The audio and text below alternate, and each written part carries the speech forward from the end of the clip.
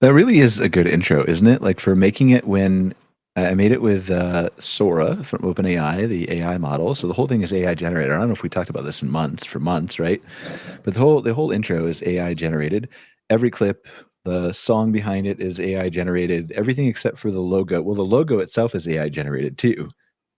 But the Outwired name, I think, is not AI generated on the bottom. I had a designer do that in a font. But so besides putting those two pieces together and putting it on the like end still, like everything in that video is AI generated, which I think is pretty impressive given that it was made in January of 2025. So almost, well, 9 months ago now, right? Yep. It would be interesting to see where the technology could take us now. Maybe I'll make that like a Christmas project. I do fun things over Christmas all the time. I know we're months away from Christmas still, but it's one of my most favorite times of the year because nobody bothers me. I can get a bunch of work done. Um, so I'm looking forward to that. Maybe we'll redo some intros and do some cool stuff for 2026. But super excited to be here for another episode of Outwired. Scott, welcome back. Well, thank you. Uh, It's good to be back. we have we have a couple interesting topics to talk about today. But as always, we're going to start with what's on your mind for the last week. What's come across your desk? I think, and I mentioned this earlier, but I think just because it's so relevant, and I feel like it kind of got pushed into the background a little bit as this season went on, but the idea of the impact of the loss of Canadian tourism in the U.S. I think is significant. I don't see it recovering anytime soon. I feel like there's still a lot of bad vibes going on, and states like Maine that we're a small state that's highly dependent on tourism. It's one of our tourism and outdoor recreation is a huge part of our GDP for the state, and we lose that. The Canadians love coming down here for outdoor recreation, and so I just, again, I know it's negative. It sounds really negative, but I don't want it to get swept aside either. And I feel like that's happening to a degree because I don't know what the solution is. I feel like people who are better at this We stuff. do know what the solution is, right? But I mean, the solution to that specific problem. Now, that doesn't mean that solution to everything that is the reason that we headed in that direction in the first place, right? Not taking sides, not getting into politics, not whatever else. We know the thing that would maybe not now exacerbated 9 months in, but we know the thing that would not have caused the problem or could have solved the problem quickly, right? Mm-hmm. Some agree with that approach, some don't agree with that approach. We're not here to dictate that. We're not a political commentary show. But we know the thing that would go toward fixing the solution. The problem is as I think you're indicating, well, maybe not this piece you're indicating, but I think the longer that we go here with Canada or Europe or just generally saying, implying, having a perception of not countering with a different sort of argument, the idea that is being perpetuated around the world that coming to America for travel is not as easy or as welcoming as it once was. True or not true, right? Not here to debate that, not here to say it is or it isn't. The perception is real, though, right? As coming from someone who lives outside the United States in Canada, know a lot of people in Europe. We interview a lot of people on fireside chats, know a lot of people in Mexico. Lots of friends in the United States from growing up there my whole life who also know people from, like, it's just the perception. It is what it is. True or not true. We're not here to settle the debate, right? I'm being wishy-washy. I get that. But like, that's because we're intentionally not a political show here, right? But we know what caused it, whether you agree with that or not. So the question is like, I think the argument that you're saying, or the point that you're making, is that there is a sometimes softening of that. Maybe it doesn't matter, right? Is that fair? Yeah. Puppy. Yeah. It feels to me like, at the end of this year, when many small businesses are suffering and potentially even closing down. You, if you're a small business and you lose 20-25% margin, um, it may not be worth continuing. And I think, to me, that's significant. And it I mean, I've I think seen a lot of people offering solutions, I guess, is what part of it too. And I don't want to get political on it either, but by the same token, it's almost like there was some effort, it seemed like, early on made to try to make nice, but hasn't really been talked about since. And the problem just hasn't gone away. well, Other because I think you're right. Like the solution can only come from one place, the place where this perception was caused from, right? Yep. Yep. Right. So I think that's, and it's happening all over again. Like I'm intentionally trying not to get into politics, but I feel like some of this is relevant in all the news stories that I've seen and heard about all the funding cuts across both the things that we touch, but even things like pride parades and all like all the things, right? All the things that funding as a result of Doge or cuts in all aspects of the government, some that needed cut for sure, right? A lot of wasteful spending in government, Absolutely. some that didn't. Um, a lot of it opinionated, right? When I say didn't, it's just my opinion. It doesn't mean I'm right. But uh, what you're talking about, I think, in the beginning was this outpouring of goodwill, especially related to your situation of like, hey, come down here. Like, we don't share the same views as the reasons that you feel like you might not be welcome here, right? Or we're going to donate money to the businesses to help support them, or to the, and I bring up the Pride Parade specifically because I read an article a couple days ago about how they had a bunch of donors funding these efforts and they were able to have their parades this year, which is great. But like, what happens next year? How long can the funding continue to be made up? How long can the uh, goodwill continue to be given from people who arguably have tight budgets as it is, right? Like they don't have this money to continue to give. The other one I read was the PBS stations, the NPR stations, Mm-hmm. right? Like how long now maybe you're in favor of that, maybe you're not. We're not here to decide whether you should be or shouldn't be. This again, I'm right. But either Yeah. way, it is happening. So I think where we're going to get to the point of is we hear these numbers and we see the reports, border crossings are down, businesses are hurting, whatever else. We're starting to see a softening, maybe related to this, maybe not completely, right? I'm not an economist, of job numbers over the last few months. We saw a report today that job openings were the lowest number or second lowest number that they've been since the pandemic, like openings that are available for people, generally speaking. Now, again, who knows how reliable these reports are, where they come from, where they're sourced from, they get revised all the time, right? But I think the real question in people's minds is like, just the same thing with the tariffs, right? We saw consumer sentiment go up and then consumer sentiment come down. And I know I'm going all over the place, but this is all stitched together with the same narrative, I think, and tell me if I'm wrong. But is the idea of this is all going to be bad and then nothing happens that's really bad for April or for May or for like policies change that you might think are bad or good, right? But the doom outcome of everybody's going to get laid off and all the businesses are going to shut down and prices are going to spike by 30, 40, 50, 80% hasn't happened yet. And so I think it's almost like an information overload to a lot of people who hear on the news media or wherever they get their sources from social media or whatever else, right? That all this bad stuff is going to happen and then the bad stuff doesn't happen as quick as everybody says it was going to happen. And then it's all of a sudden a non-issue. So I think maybe this comes back to the forefront when we get out of tourism season and when these businesses are starting to evaluate what the fuck just happened and deciding, do I continue? Do I need to, or can I afford to have the same number of staff? Can I, because that's going to inevitably happen at some point, right? Absolutely. Absolutely. And that's when I think the real impact is or is not felt, right? I think it's going to be felt. I think tariffs are still coming down the pipeline. If you have a basic understanding of economics, not an advanced one, because I sure as heck don't have that, but a basic understanding of economics, things take a long time to ship. They get shipped to warehouses. They sit in warehouses. Things that are on the store shelves at Target or Walmart are selling because they were imported prior to tariffs. The economy is slowing down. It takes people a longer time to buy those things, so they stay on the shelf longer.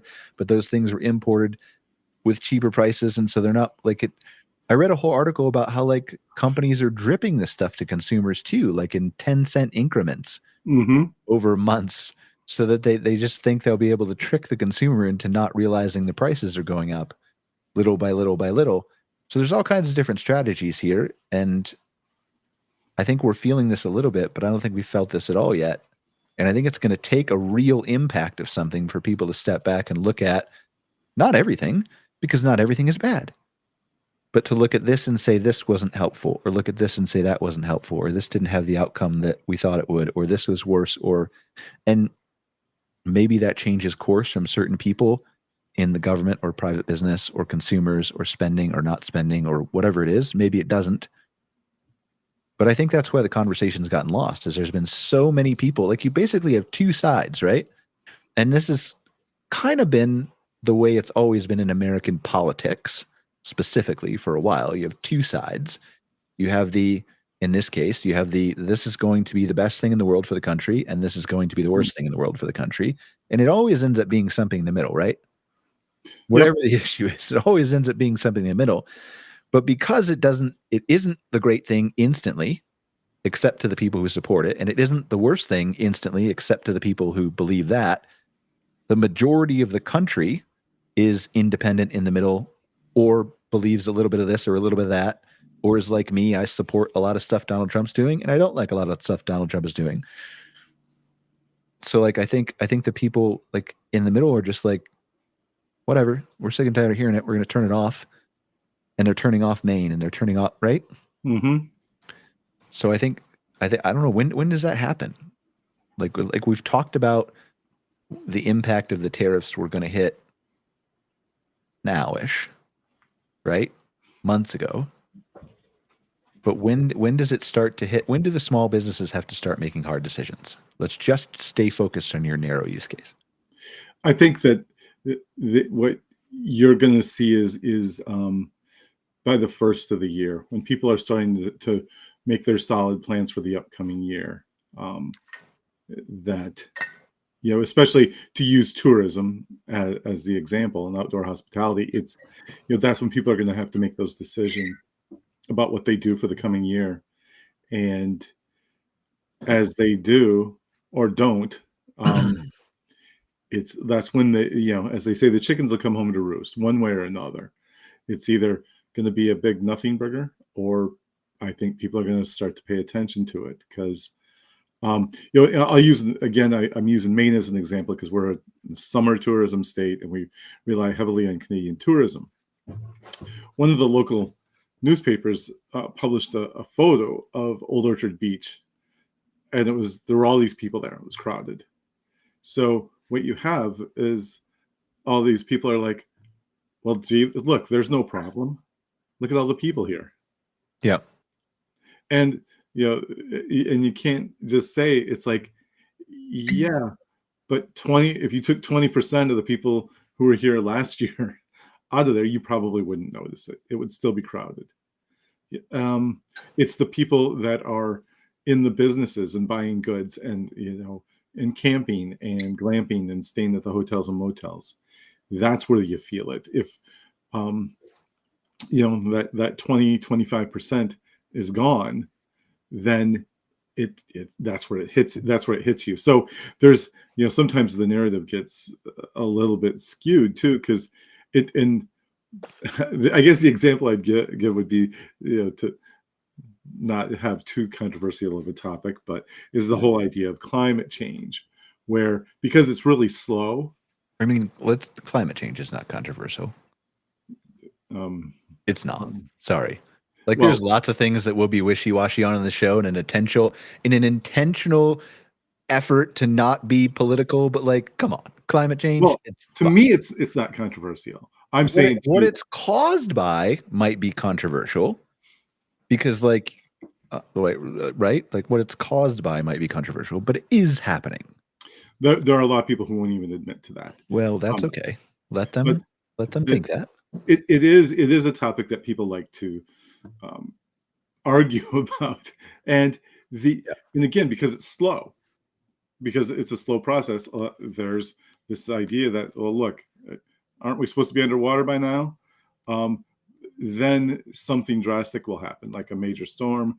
Like, for example, in winter, there'll be a big snowstorm come, and people will say, "Well, look, where's your climate change now? It's cold and snowy here," and so it's very difficult to manage that public perception of how things are and where they're heading, and garner support for any kind of meaningful change. So But doesn't this just get worse? Finish your thought, and then I'll say mine. because and I think that's where fundamentally we're at, because people don't want to believe that these bad things are going to happen. They just don't, and it's because it's tough. It's tough to sometimes accept that, and you know what? It also takes action, and it takes work to overcome them. And I think in America we are pampered. So anyone can take shots at me if they want, but we're pampered, and Well, of course, we're like we're pampered in Canada too. Like most of Western society is like, it depends on what your definition of pampered is, right? But generally speaking, that's your definition of pampered it's a is two-hearted. two-hearted IPA. Yeah. I think I've had that before. I'm drinking more whiskey because I'm going to Dublin for the next 2 weeks. So I decided I'm Yeah, going to sell it. you're Get my in tolerance back training. up. Yeah, You're in training. I'm in training. It depends on what your definition of pampered is, right? Because that's a whole nother thing that's like, I mean, we talk about there's one side that you're talking about of the climate change and of the businesses and of the tariffs, and that I'm talking about that takes a long time, months or years or decades to come into play. And then there's the other side that's staring down the pipeline that we talk about quite a bit on this show, which is AI and robotics and everything that's coming so freaking fast that, and again, just like the left and right, there's no real middle ground and so people, I think, tune it all out, fast and slow, right? Mm-hmm. Yep. And so it depends on what you mean by pampered, because you look at like what AI is going to do to the labor force. And again, I'm no economic expert, right? But if you look at the reason that I think there's a higher level of, I don't know if I want to, it's not cost of living. Like the reason that United States, Canada, Western countries make more money than Asian countries, for example, right? It's not that products or goods cost less. It's because we have better bargaining power from our labor standpoint, isn't it? Mostly, or at That's a least big that's a part of big it. part of Yeah. it. Yeah. So what happens when we don't have the bargaining power over the labor like we always have? Nobody knows. No. So Yeah. I don't know. Anyway, that's not what our show is about. We're definitely not experts and all that, but we tend to get into that, don't we? Like we talk We about do. Well, crazy things that we have no right to talk. Well, maybe not no right, because it's a free country. but I actually tell people all the time when we have meetings and they ask a question, I always preface it by, I have a tendency to get sidetracked. So just please bear with me. I should start that. I should have like one of those pre-recorded messages. We did have one for the show. Jessica, there's one on the show you can just play right there. It's next to the 9. It's not exactly what we're looking for, but it'll suffice. Yeah, just go ahead and play that. Yeah. This program is intended for mature audiences. Parental discretion is advised. There we go. That'll suffice. Good. We need that. We should have another one, though. I bet you I could clone that guy's voice, and we could make all kinds of disclaimers before anything comes out of my mouth. For sure. Like, you shouldn't, like, again, we're just talking like normal people, right? You shouldn't take financial advice from us. You shouldn't take legal advice from us. You shouldn't take action on anything we're saying. But we do research a lot of this stuff. At least me, I have no life. And I know Scott sometimes has a life, but he spends a lot of time behind a screen with data because it's his passion and what he likes. And that's the same thing for me, right? And so that's why we can talk knowledgeably about some of this stuff, or at least half knowledgeably about some of this stuff. And again, it all links together. It's all tying together into what outdoor hospitality is going to do now and in the future. And I don't know. I think it's I had a couple big groups who were asking us this week and last week, what do you think 2026 looks like in the outdoor hospitality industry? And I said, I haven't heard anything from the major reservation providers. I haven't seen any reports from associations yet. It's still too early, right? It's too early. But I think that, like, if you put a gun to somebody's head, they would, like, most people would be, as they always are, optimistic, right? Not me. I wouldn't be. Like, I would say, I think if you put a gun to my head, I would say flat to slightly down again in 2026. But that all entirely depends on all of the intangibles that we're talking about, like tariffs and economy and layoffs and AI and adoption and visitation from around the world and what the Maine businesses do and what the Michigan businesses do and what the Montana businesses do and what the, after all the tourism has been down, what do all the businesses do around national parks? What does that labor look like? Does the government, like, there's so much happening, some of which is good, some of which is bad, depending on your opinion. That is all, like, we basically, my view is we basically escaped this and got really fucking lucky in the campground industry, that it's just about to hit now. We got through our summer, and I think we got really lucky. Do you agree with that, Scott? With the timing of some of this? We, like, for example, here in the Northeast, we had really good weather. I mean, it's been, really kind of exceptional weather for anything outdoors. So it's compared to, like, last year, the year before, we had what was it, 2 years ago in June, it rained all but 4 days. So this year, we've done that, and I think people saw solid numbers this year. But yeah, I agree. Depending on the economy and where things are going into next year, we'll see whether or not we can see any improvement. We got lucky, right? Like, we got from what the doomers said. Not saying that we're doomers. From what the doomers said was going to happen in January, February, March. Generally, the biggest impacts that might have affected people's willingness to go camping, glamping, RVing, the biggest impacts of those were pushed because of many different reasons, right? But let's just say that policies were not consistent. And I think that greatly benefited the outdoor hospitality industry, didn't it? Mm-hmm. Yeah. Good. So the question is it's still almost all the same and rapidly changing. I don't know that it's possible to kick the can to next September again. So if you were operating under the assumption that we got lucky over the summer of 2025, what the fuck happens in the summer of 2026? That's where I'm not optimistic about 2026. I want to be, and there could be 19 trillion things that change between now and March, right? Or now and January, or whatever, to change our minds and policies and data and outlook and thoughts. And I think you're not forecasting anything, right, Scott? This is just me. No. Neither am I, really. But if you put a gun to my head, that's where I'm at right now today.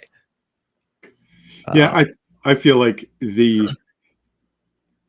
if there's the potential to see some good stuff happen, if we could have a concerted effort in a couple different directions, but if there's too much complacency, then we'll just get handed what we're handed next year, and it may not be good.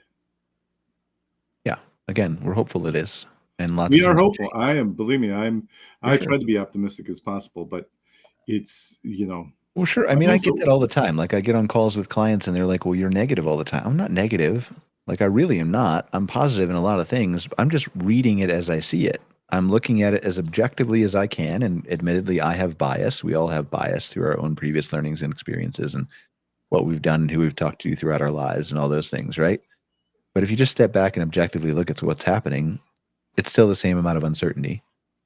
It's Right. still the same amount of policy change, both good and bad, that is leading to more uncertainty and all the other things that we've been talking about. So Uncertainty, right, is pretty much the tone of where a lot of things are across our industry. So, and with that, when things are uncertain, people tend to take a step back. but that's the danger, right? Isn't it? It's the same danger as the main businesses. Is we said uncertainty in February, March, April, and there was uncertainty and there is uncertainty, but not to the degree perhaps that I think either one of us thought it would impact in summer, pushed out, not canceled, right? And so Mhm. then you got people who are probably listening to us saying like, well, you guys said it was going to be uncertain before. Fuck off. We don't believe anything you said, right? Yeah, right. So, That's they all right. tune us out too. You can take it. Yeah, we can take it. I mean, we know, like we're like sitting here again. Nobody's sitting here telling you that we're right. We're just saying we're reading what we see now, and it is what it is. So, anyway, that was a long like what's on your week thing. It sure that we was. went through. Well, but you know, again, it's that can of worms, and we have to talk about it. It's our industry because you know, I guess what I would circle back to with all this to put a bow on it is, you know, and I've said this a bunch of times on this podcast, is that as an industry, we have to work really hard. The business, I feel, is still there.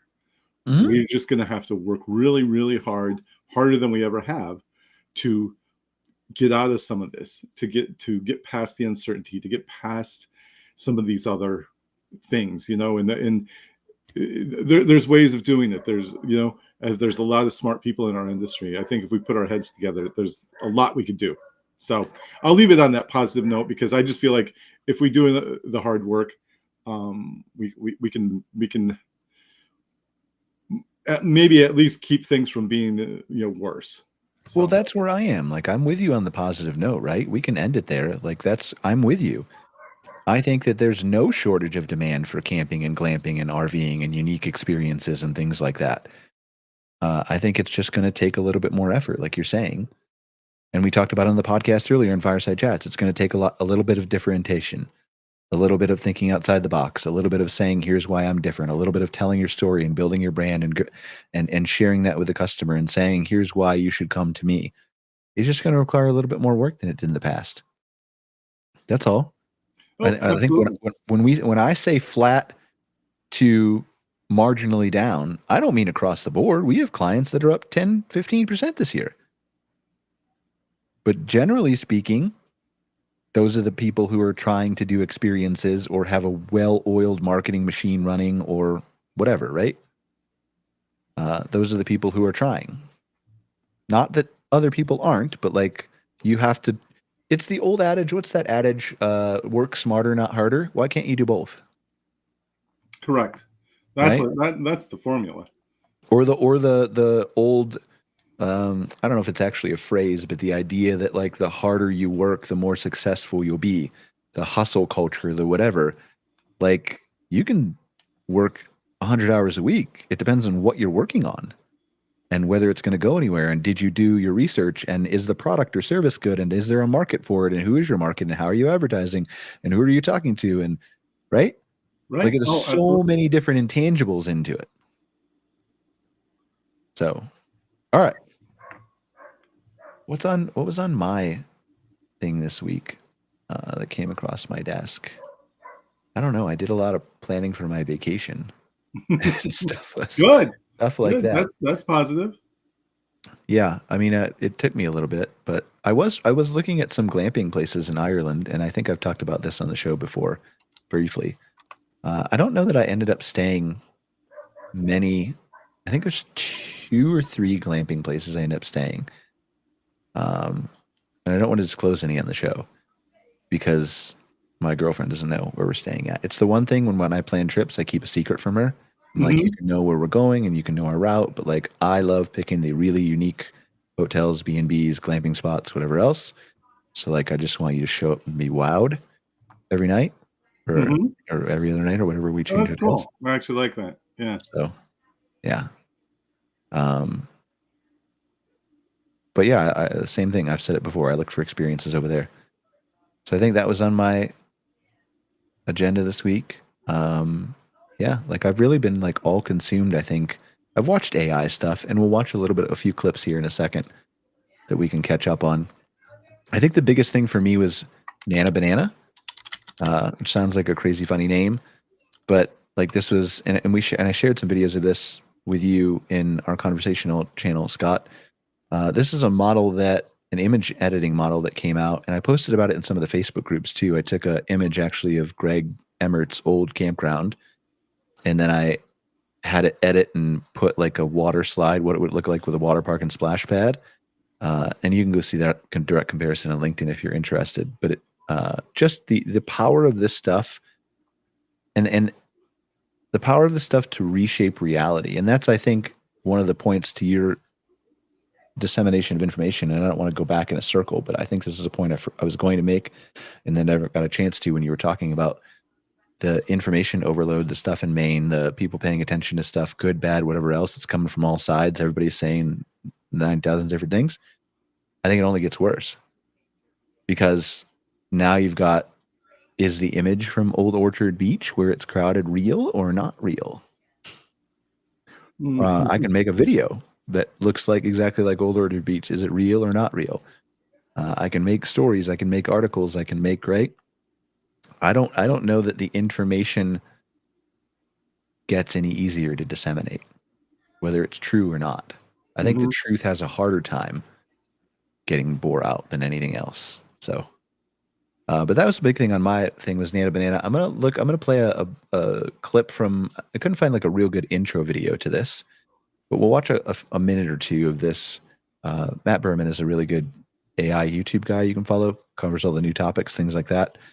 We'll share a couple examples of what this Nano Banana stuff can do, and we'll talk about some of the implications then for your outdoor hospitality business as we see it. Yeah.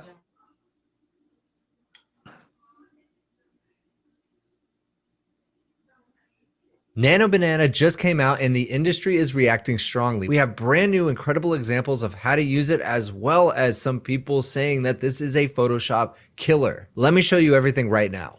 Bilawal Sidhu, first, since Nano Banana has Gemini's world knowledge, you can just upload screenshots of the real world and ask it to annotate stuff for you. So here's the prompt. You are a location-based AR experience generator. Highlight point of interest in this image and annotate relevant information about it. So here's a picture of San Francisco. Here is the Trans-America Pyramid. It highlighted it. As you can see here, just beautiful. And then on top of the image, placed this nice little tooltip thing and gave some information about it. Floors, completed, height. It says more info, but obviously since it's an image, that's not clickable. Here's another example from the San Francisco Ferry building. Highlighted pretty well. It definitely missed a little bit over here, but still pretty good. And San Francisco, although that is misspelled, year built, opened, etc. Here's another one, the Palace of Fine Arts. They called it Palace B Fine Arts. Close, but definitely not it.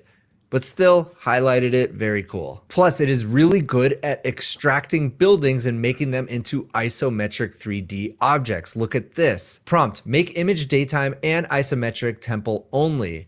All right, here's the original, and there's the isometric 3D asset. Someone also did it for this photo. As you can see, the building, which is obstructed by these streetlights, by trees, by bushes, by everything. And then there we go, 3D isometric representation of that building. Nothing obstructing it, just brilliant. And then someone said, add an insanely cool roller coaster, and there you go. So you can have a lot of fun with this. Then F Society said, now combine it with Hunyon 3D. And there we go, the original image, and now you can actually rotate it in 3D. So pretty incredible. Game developers are going to have essentially infinite assets to work with going forward because of AI. Now, here's another incredible example. So we have two anime characters, plus a hand-drawn stick figure action scene, and Nano Banana Gemini 2.5 flash image, I rather say Nano Banana, puts it all together in a really cool and accurate scene featuring the two characters. It's also incredibly good at photo restoration. Apparently, this is the first photo ever taken, and as you can see, it was restored to its full glory. Okay, So just from this rough, very rough, low pixel black. Okay, so there's like you can go watch this on YouTube, right? From Matt Berman. He's got 2 videos of this on his channel. I think this one was from 6 days ago. He's got one from a couple days ago too, where he shows more examples. But there's the idea is it's complete character consistency. It will take a shot of me, and it will show it will show me in any different image you want. It'll keep my face the same. It'll put me on a horse or in a safari or in a wilderness, holding a product placement shot, drinking a different brand of whiskey in a studio with different plants, and it'll keep me all the same. So you can edit people sitting next to each other. He shows examples of this. He actually took himself, Matt Berman did in one of the videos, with OpenAI's co-founders and deleted the woman, Mira, who quit and started her own company, and Ilya Sutskever, and then told it to put him on the couch next to Sam Altman, right? And this stuff is really flawless. So everything that you look at, we've been saying this for a long time, is really hard to understand it's true. But now that you can edit this stuff flawlessly, and you can superimpose images, objects, people, you can change your clothing, you can change your position, you can change the aerial view, or you can zoom in and out of a photo, or you can change the color from black and white to whatever you want. Like, literally nothing is real anymore. And I think it's available right now. You can go test it if you have a Gemini account. I think they have certain cap that you can do of it, even on a free account. If you just go to gemini.google.com and test that. And it's just really interesting. People are taking those little screenshots, and then, like you saw with that 3D model, they're taking those little pictures and the edits, and then you can take it into animation studios. You can take it into video, go frame by frame. You can do AI that does start and end frames, and it'll fill in the video. So they're creating full videos and animations and 3D objects and just all kinds of things from this. And they are technically watermarked in the background with something called Synth ID that says that they're AI generated. But I was reading somebody on LinkedIn the other day. He was like, just go to one of the AI coding tools and say, build me an app that analyzes an image and strips all the metadata and takes away the Synth ID thing that says it's an AI image generator, and it will just do it. And then you just upload the image there and it strips it all. So it's an interesting world out there, is my point. And this stuff continues to move fast. So from you as a campground owner perspective, I posted this in one of the groups, and I'm saying, like, there's a lot of opportunity here for misrepresentation. Now, I don't think there's many owners out there who are going to intentionally misrepresent their property using an image editing software like this, right? There are probably a couple, but there are not many. I would put it at the number at less than 2% probably that would even consider doing something like this. But the ability of your guests to do something like this, to take a picture of your park and misrepresent it, to upload it to a platform like Google Maps as a user photo, to then misrepresent future guests into thinking what they're going to get or what the site looks like, whether that's good or bad, trash everywhere in the street, or a water park you don't have, or whatever it may be, right? There's a lot of things that you're going to have to pay attention to here as a business owner going forward to know what's real and what's not real, and what's representing your property accurately or what's not, right? What do you think? How does this change like how we market our property, Scott? How does this change how consumers see it?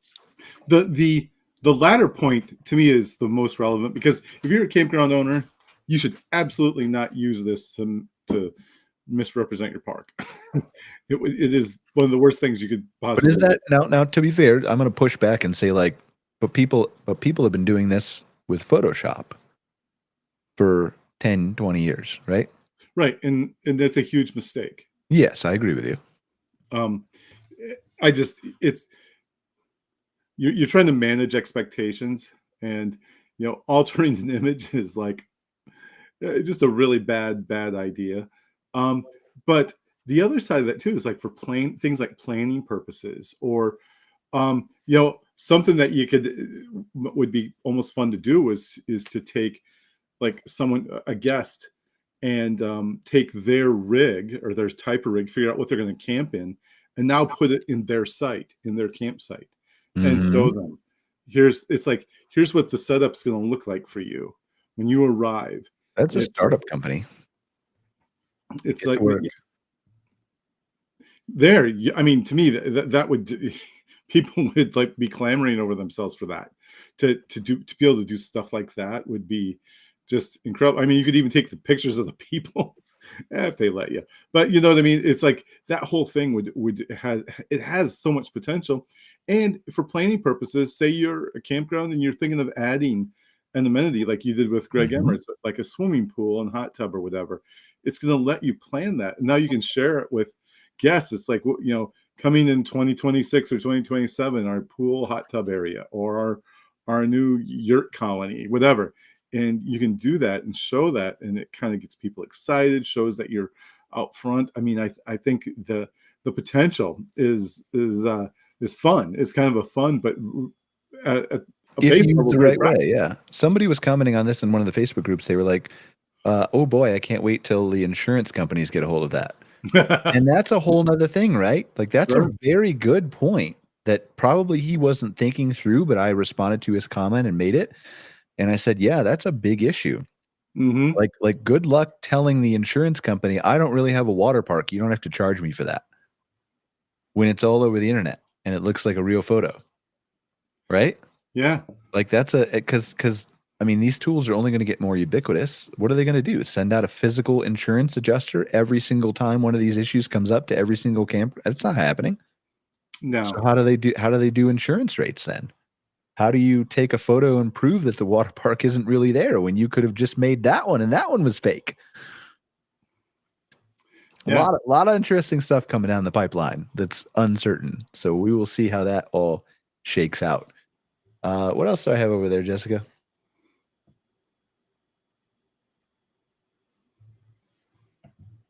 Do Claude for Chrome real quick because it's kind of boring. Not boring, but like we've covered it before. And then we'll briefly talk about this. It's only like a 30-second video.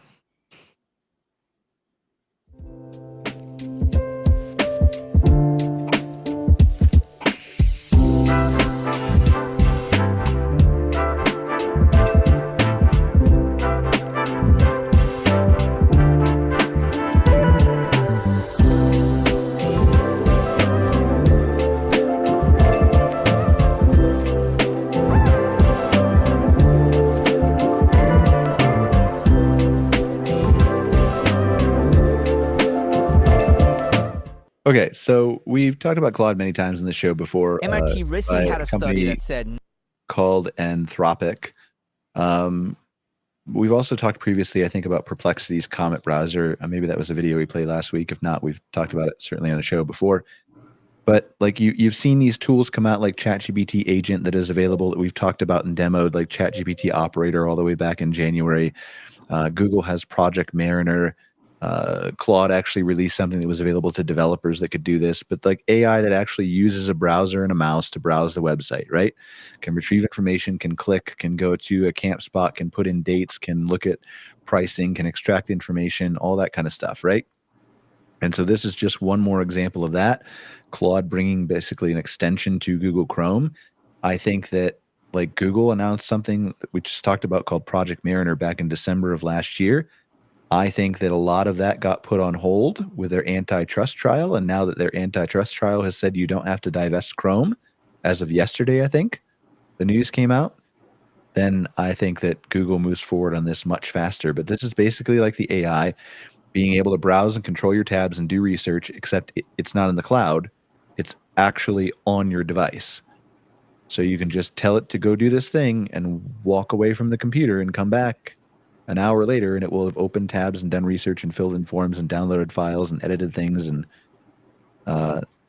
this is what we keep talking about from many different perspectives, from a work perspective, but specifically from a consumer perspective.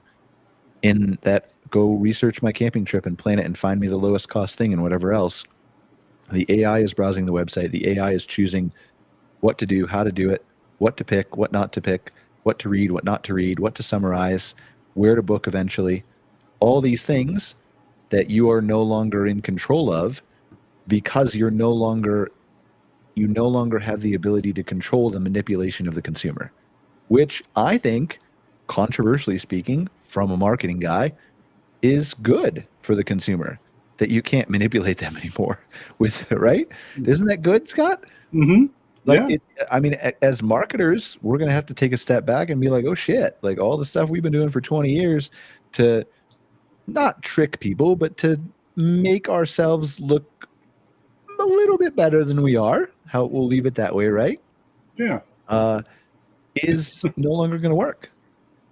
Because the consumer is not going to see the colors, is not going to see the button spacing, is not going to read the call to action, is not going to click the ad, is not going to, like, it's all going to be done by agents. So, I keep talking to people all the time, and I know I sound like a broken record, but I keep talking to even big groups who you would think would be on board with some of this stuff, who are just like, AI is not for me. I'm like, what do you mean AI is not for you? Does this look optional to you? Like, you could say Brian's plan for AI is not for you. That makes sense, right? Mm-hmm. But saying AI is not for you, I think you're going to lose that battle. Like, it's everywhere, right? The woman from the glamping show was bringing up how it's going to change behavior of glamping unprompted earlier today on the Fireside Chat. So I just make sure I put in prompted on there because I didn't actually bring it up for once. So I think all this stuff is just, there's so much to pay attention to from a slow perspective, like we talked about at the beginning of the show, from a fast perspective, from AI. I think so many people are overwhelmed by so many things that they're going to get lost in a sea of shit. And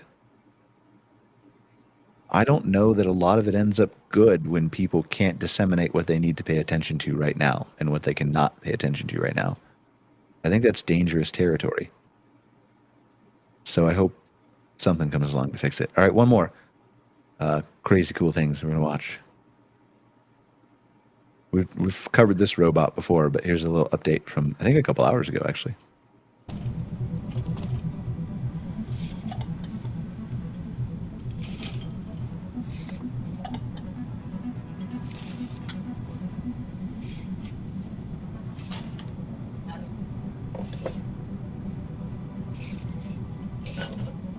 Can you hear me, Scott? Well, because there's no audio, right? You can hear me?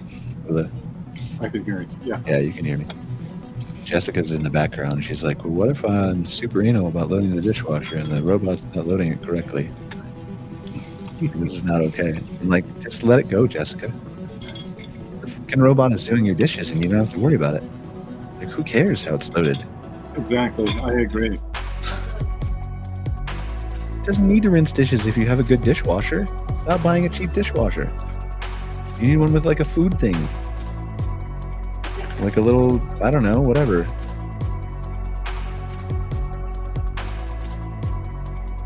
I mean, still pretty impressive, right? So this company keeps coming out with demos. They're really short, but they had one folding laundry the other day. They had one folding towels. They had one sorting packages. This is the little stuff where like these robots are not mass produced yet, but they're quickly learning task after task after task after task after task in the house and for work. And this stuff is just, again, it's going super fast, guys. There's a company, Unitree, that we've watched videos on before that has a humanoid companion you can buy for $5,900. I don't know if that's with or without tariffs, but with $5,900 on YouTube, super cheap already. Now that thing is not going to be the most advanced thing in the world. It's not going to be a full service like what it's going to be in 2, 3, 4 years, or that one would be that you would buy for $30,000 or $50,000 or $70,000. But it's pretty impressive that they've gotten it down to that price already. So I don't know. I think the world's going to be an interesting place. It's changing pretty fast. What do you think, Scott? It is, and those prices are only going to come down. I mean, even tariffs aside, the price will come down as demand increases, as manufacturing becomes better. It's like as the robots are building robots, it's going to be much more achievable for people to get these products to do. That's what I want to do. I want to talk about something really intelligent, Scott, while I find a video. Because you bring up really pricing, intelligent. and talk about something really intelligent. I know you have lots of it. Just make up something. I'm not going to make something up. No, I'll say that, one of the things we've been talking about glamping recently. This is a total aside. I think people really need to pay attention to the glamping market. You alluded to it a little bit earlier, Brian, but the glamping market is changing, and it's going to change. And I'm going to go out on a limb and say it's not always going to be for the better, but it will be for the people. Like some of the folks we know, it's going to be great. They're going to do great. But some others, not so much. And I think, as we look ahead to that market and how people are approaching it, some of the people who honestly are overly reliant on technology right now, without including the staff experience, are going to run into, I'm not going to say trouble, but they may not be as successful as they think they might. So we're going to keep an eye on that. We're going to keep measuring, because I have some recent research that hopefully I can share soon about this topic, and I think people will be really, really interested in it, both as a campground owner and as anyone in the business. So I keep looking up. There's a really big spider crawling across my ceiling right now. How big? It better be at least 3 inches. It's not quite that big. I would say it's a good 2 inches, though. Nice. Yeah. It's eating all the bugs. It's doing a good job. Spiders are wonderful. No, they are. They are. It's just he's heading my direction, or probably she, and just wondering what its intentions are. So I don't know. I found this clip. So we're going to have Jessica find it, though. So Jessica, can you see my screen? I'm going to turn it toward you. So see robotics CEO, humanoid robots are coming to your home this decade. Look for this guy's channel. You can flip over to my screen if you need to look at to share screen or whatever.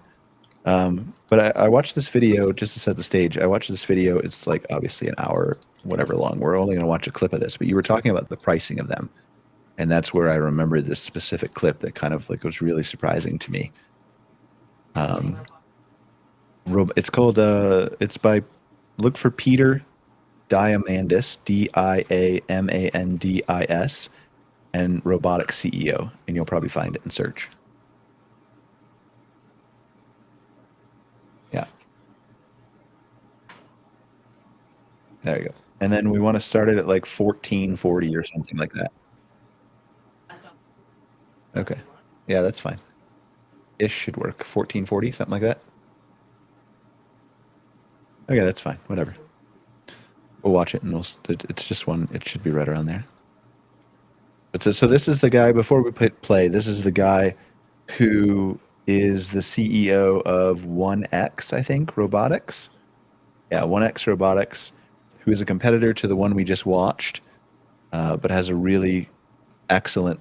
He's one of the leaders that you always see videos about that they're going after the home first, with their humanoids, and they're friendly and they're not metallic and they're soft touch, and so just really interesting. So go ahead, let's watch a couple seconds of this. It's cheaper than what people think. Okay. I mean, it's quite interesting because, like, I think this is very important. I want to make sure that we are not only making the best product, we want to be price competitive. I think that's going to be incredibly important. And we are actually still price competitive with the Chinese ones. Okay. But you have to count, like you said, it's not the same, right? So if you think about the number of degrees of freedom that the robot has, like how much capability, basically how many joints, then we actually have a significantly lower cost. So I think we've done a really good job on reducing complexity to get there. The numbers, Bernd, that I keep in my mind is like $30K purchase or $300 a month to lease, $10 a day, 40 cents an hour. Am I in the right range there? Yeah, I think we could do better, but yes. Okay, that's fantastic. And but I mean, do you need to do better? No, like I mean, 40 cents per hour, I'll pay that. In a heartbeat, that's good enough. Yeah.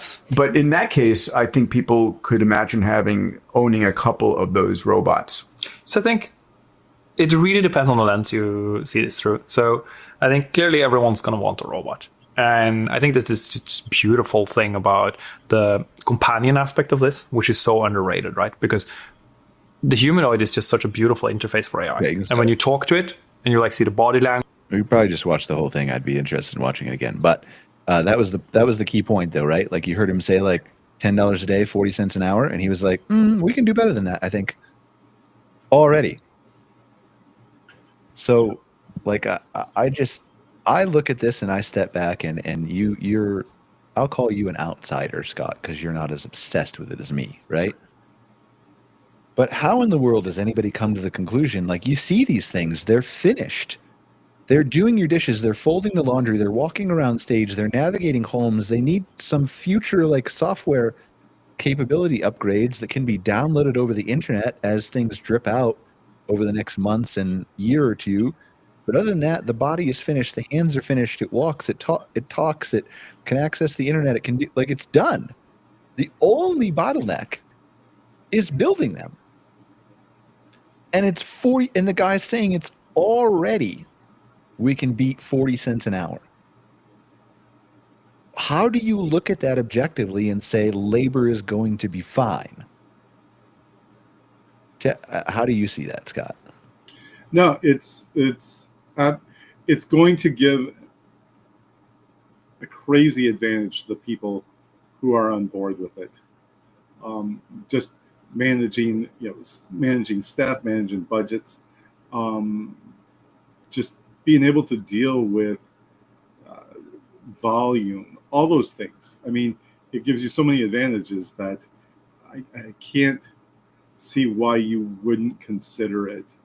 I mean, while he talks, Jessica, just share my video over here. I'm just going to play this without audio in the background.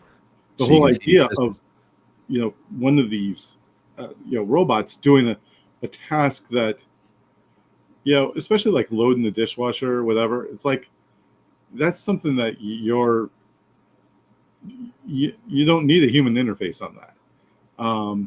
You need a human interface when you're like really have an interface with customers. You're delivering hospitality, you're having an interactive dialogue. So, and with these products, I call it a product, what they offer is the person the opportunity to have more time to do that, to spend, providing hospitality, to spend interacting with your guests. I mean, look at this. You're seeing this, right? Yeah. Yep. This is 6 months ago. Where do you think they are now? Right? I mean, and this is the home. The home is more challenging than the workforce is, because most of the workforce that robots would take over are doing repetitive tasks. Correct. Yep. In the same environment, right? Like, you train it in a factory, it can do the same thing. You train it in a car dealership, you do whatever. You can't have questions during the show. This is not a live audience show. Who hired her, Scott? I don't know. Open your mic and ask the question if you have a question. It better be a good question. Okay, so I'm wondering if these at-home style robots are able to respond to needs, or if you would need to program exactly the tasks they would need to. I am talking. Dog wants to or talk you too. have to program the exact tasks that they would do on a day-to-day basis. No, the idea is that they will be able to learn from their environment, right? So, like, this is the thing that's going to move so fast. So you can turn off my video and share the screen or whatever. But this is the idea of the thing that's going to move so fast, is that these have the ability to share a mind with everything else, right? So you look at, like, it can learn how to do dishes, it can learn how to vacuum, it can learn how to wash the window, it can learn how to wipe the counter, it can learn how to carry the laundry to help with the grocery bags, as you just saw in there. Those are specific actions that the company is teaching it how to do. But once one robot learns how to carry the groceries, then it can start to understand, just like ChatGPT visually can understand, like in real time, if it has enough processing power. Someone's coming up with bags, this is my human, he owns me, it looks like that might be heavy, let me go offer to take it from him. And once you see enough of those simulations of training scenarios of what somebody looks like of coming up, then once one robot sees it, then it downloads it to all the other robots, and all the other robots can do it. So it's got that kind of intelligence behind it. So you won't need, there will be instances where you'll probably, have you ever had a robot vacuum, Scott?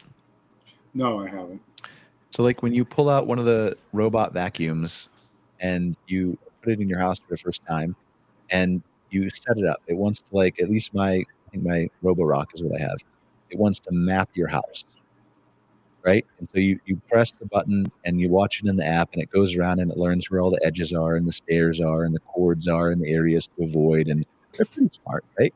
But it needs to do that the first time, and then each time it cleans, it gets a little bit smarter to figure out how to do it efficiently or zigzag or not retrace its steps or whatever else, right? I think there's going to be a point where you buy one of these new things and it comes into your house and it has to map your house, and then it gets smarter. But it's going to understand the grocery and the counters and the things that it's looking at, because it's going to be able to query a big, huge database that's inside of its chest or its brain or whatever it is, right? So, like, there will be a period, like if you're a campground owner, when you buy one of these to clean your cabins, you will have to have it map your cabins and understand your cabins once, right? Mm-hmm. But then it will be able to move interchangeably between the cabins, and it will still understand at a basic level that this is a counter in the cabin, this is a bathroom in the cabin, this is a bedroom in a cabin, this is whatever. But it's just, it's crazy, and this is what I try to say to everybody else is like, you're gonna have to just pick her up or chase her. So my dog wants to be on the podcast today. She's like, oh, I'm cool with I don't that. know if you can see her. All right, can you hear her in the background? Oh yeah. Yeah.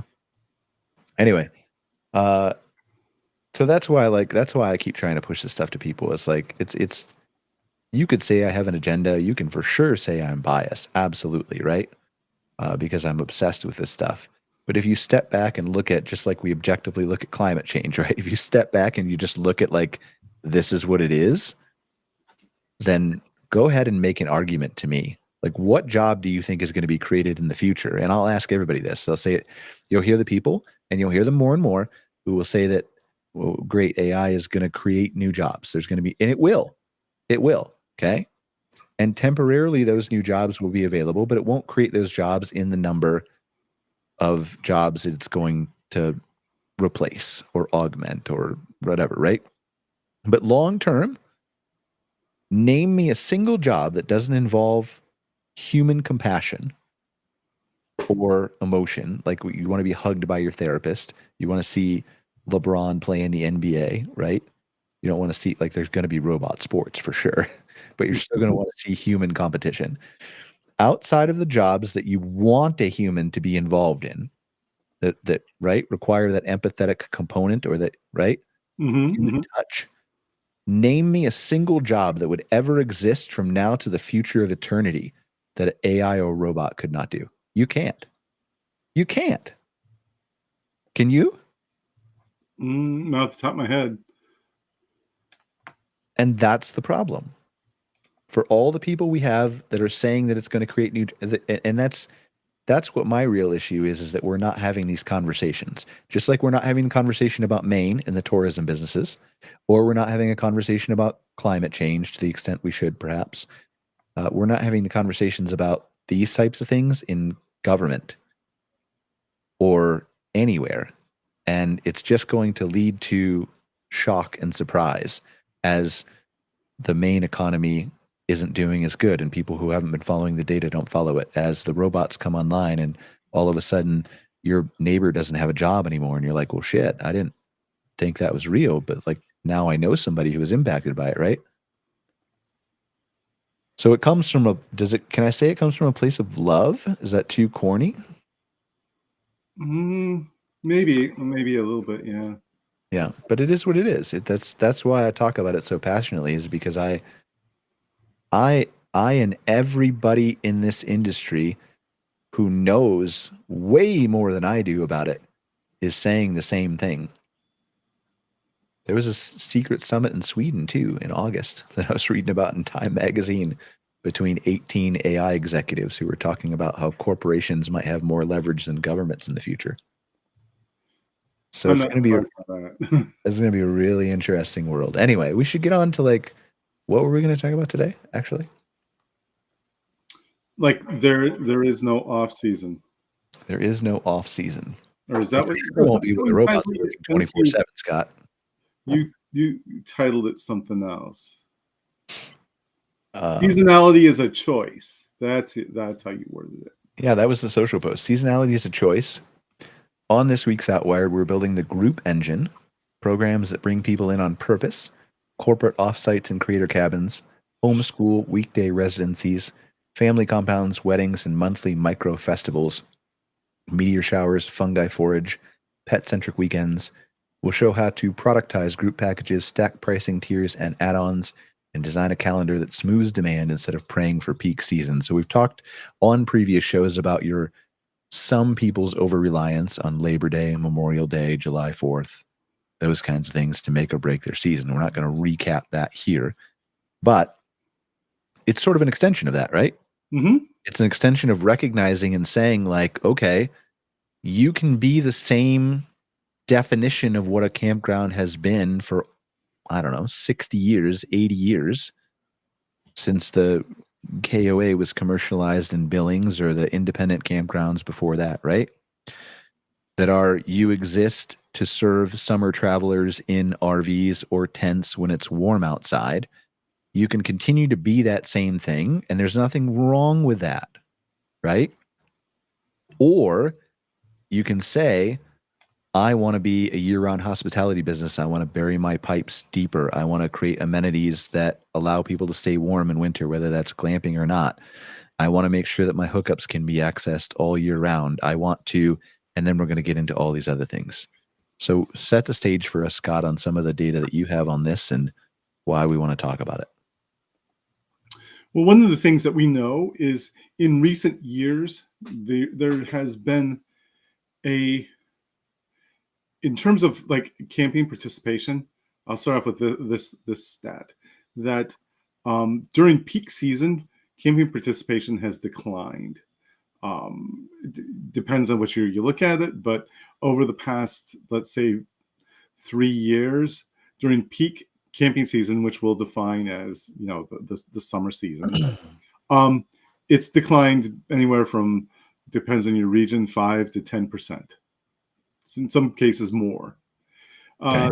Participation in the off season, what you would consider shoulder and off seasons, has increased in some cases 15 to 20%. So the first thing that this tells you is that there's a desire there for people to participate in these different times of the year. I'm going to, so I'm bringing this up because I know what you're going to talk about isn't necessarily like, all these promotions are going to be, in the off season, the shoulder season. What it tells you is that people are looking for opportunities to do things at times when maybe it's not quite as crowded, when there aren't as many people there. And the other thing that we know is that people especially again in the peak seasons, take a lot of leisure travel. I'm not talking about outdoor hospitality now. A lot of leisure travel to participate in events and activities, whether it's family reunions, weddings. It's huge. Like I think in the leisure travel sector in the summer months that See me multitasking here. I'm listening to you, by the way. Like close to 70% of the people who travel in the summer do so to participate in some kind of event. It could be a wedding, a family reunion, just a group outing, anything like some type of a concert, a festival. So the market for it is big, and leisure travel right now is benefiting from that quite a bit. So in terms of setting the stage, it's like the guest is there, the market is already there. It's just now like, let's go get it. How do we bring these folks in? How do we do that? Because again, whether you're considering off season as a way to bring in guests, there's ways to do that, and we'll talk about that. Or if it's during the regular season and it's weekdays and maybe you're less than busy times, that there's ways of doing that as well. So again, people like to see things from a different perspective. We were talking earlier today about uniqueness, whether that's staying in some sort of unique accommodation or having a unique experience. They're looking for that. They're looking for things to do and participate in. So in my opinion, it represents a very big opportunity. It's terrible timing for a serious conversation that you were having. Like I can't control my dog, but so I'm just multitasking. I'm sorry. I'd like That's people. quite all right. My dogs are out for a walk, or they would be, if they heard that squeak, they'd both be up here barking, going crazy. Yeah, like I think it's just and it's a choice, right? It depends on you as an operator. We're again, just like everything else, we're not saying this is the right path for you. We're saying this is an option for you. And I think that what we've heard over the last 40 to 60 years, from people who have been in this industry a while, is there's been a model, and we talked about it on the show before. There's been a model that has worked. The model is like have an RV park that has as many sites as possible that now maybe are, spaced out or not, but have a swimming pool and a miniature golf course and some stock standard amenities or whatever, and the people are going to come because that's what the boomers, the traditional RV crowd over the last 40 to 60 years has, for the most part, like whatever percentage you want to put on it, the majority of RVers have only been seeking and looking for that experience. But as we've discussed also in the show before, I think that number has started to flip a little bit. It's not, the majority is not the other way yet, but the majority is inching that way. Is that fair to say, Scott? Mm-hmm. Yep. And so I think there's a necessity for you not to change everybody's campground experience, to reimagine the campground, but to think as an entrepreneur or a small business owner, whichever way you want to categorize yourself, because they're two different things. And one is not less than the other, right? Well, they're just different. Do I want to be a small business owner? Do I want to continue down the same path that is easier, not easy, easier, to continue down the path that KOA has a blueprint for, that my association has a blueprint for, that my neighbor has a blueprint for, that all the Facebook groups have a blueprint for, and I can still continue to be successful because there's still a majority of people who are RVing, but recognizing that I'm still going to have to do something because people are looking for that differentiator, no matter how small it is. They're starting to, even in that traditional RV space, look for a differentiator, right? And that's why you have Harvest Hosts and Hip Camp and places like that. It's the same way people started to seek a differentiator from hotels with Airbnb. There are still lots and lots of people who go to hotels, but the people who now are Airbnb people are, for at least those stays, a portion of them are no longer going to what would otherwise have been default a hotel stay. So you've got to decide, like, what is my differentiator? Do I want to continue down that path? Because the uncertainty here, it's the same thing. We talk about uncertainty in the political climate and uncertainty with Maine and uncertainty with AI and robotics and everything else. It's the same thing that paralyzes a lot of people. There's no blueprint for this. There's no thing. What are you doing with your camera there, man? Are you looking for the spider? spider? Up for a minute. Oh, okay. All right. I've been sitting all day. Sorry, everybody. You should get one of those desk treadmills. I should. You're right. Where's the spider? It's gone. I can't see it anymore. It's probably on my head. Oh, okay. Well, that's fine. You got a good hat, so it'll get lost in your ponytail for quite a while, though. It's happened before. Yeah. Like I think it's a choice you have to make, right? Like, do I want to? Because there is no blueprint. You can't go, and maybe you should be able to, playing devil's advocate, right? But you can't go to an association like Ojai. You can't go to, and to be clear, Ojai does lots of things that are really helpful to the industry, right? So it's not a criticism of Ojai. You can't go to an association like Ojai. You can't go to a franchise like KOA. You can't go to a Facebook group, and you can't say, how do I do something that's never been done before? It doesn't exist. Now, you can do that on ChatGPT, right? Mm-hmm. If you know how to prompt it, right? But like, you can't, there's no blueprint. There's uncertainty. All the things that we're going to talk about here and that we've talked about on the show in the past, you look at and you're like, well, nobody's done that before. But there's going to be somebody who tries it. There's going to be somebody who makes the model work. The question is that going to be you? It doesn't have to be, but it could be. So do you want to only work the 3 summer months that are crowded and everybody's packed into 3 months and it's crazy chaotic? And then you're like, Labor Day comes and you're exhausted and you're tired and you're like, I'm dead. And whatever that, and there's nothing wrong with that. You made a lot of good memories. You had a lot of good, happy families. You had served a lot of guests. They did a lot of cool things, right? That's admirable and continues to be. But at a certain point, you're going to have to decide as the people who are growing up in the campground industry recognize that they now have different choices from glamping to Harvest Hosts to Hip Camp to everything else. There's going to come a point in time where you're going to have to acknowledge, I want to continue to market to my ever shrinking smaller demographic of people who don't expect anything. And that may last for 20 years if you do good marketing, right? Or do I want to embrace a new demographic, or do I want to do something in between and stay open all year or offer these programs that we're going to talk about or whatever else, right?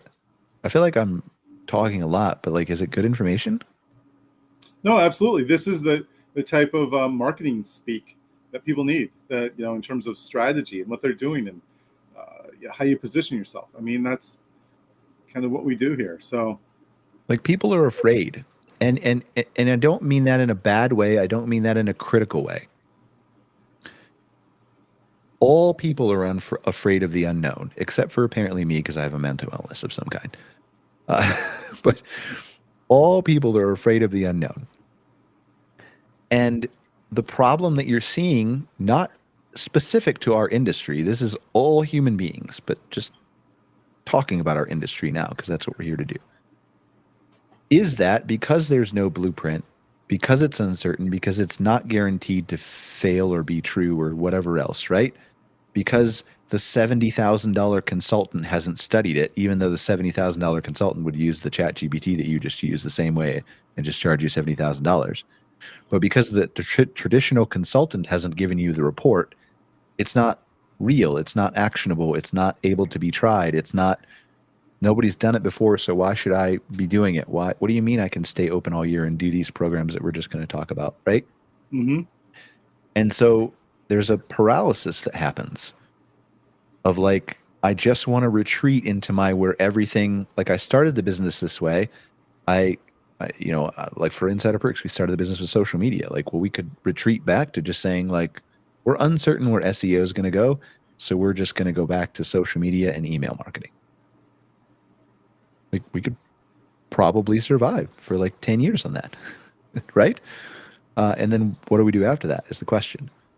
So there's no wrong approach to it, but it depends on what your goals are and where you want to go. And like, obviously I have my opinions, but that doesn't mean I'm right again. I'm not arrogant enough to say that. I just have a different perspective. So I don't know. I see a lot of people who are retreating into safe spaces right now, Scott. And a lot of people.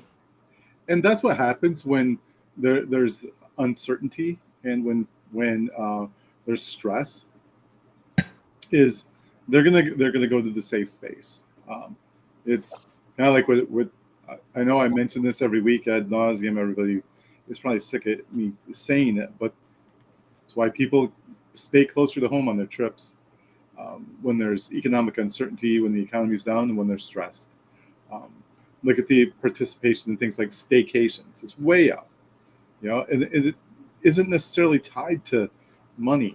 So people go to their safe space always and what they're comfortable with. And a lot of this stuff, and maybe that's what it's going to take, is people to just become more comfortable with where we're at, to become more comfortable with some of these tools and become more comfortable with these approaches that are different, that are divergent from everything that they've learned and been taught throughout the years. So it's a little unsettling. I go through it in my industry with, what's happening in market research and how people are approaching it, what they're doing and the tools they're using. So, but I have to stay abreast of it, or I'll become obsolete in no time at all. Well, I don't know what the future for me holds, right? Like, I don't know. Like, I know that I'm going to keep trying to do AI and robotics and push forward and whatever else, right? That doesn't mean that I'm going to survive. It just means that I'm going to try my best to survive. And so again, but it depends on your worldview. Like, there's nobody's here to judge, and nobody's saying you're doing it wrong, because again, that's just my opinion. I don't have the right to say that you are wrong.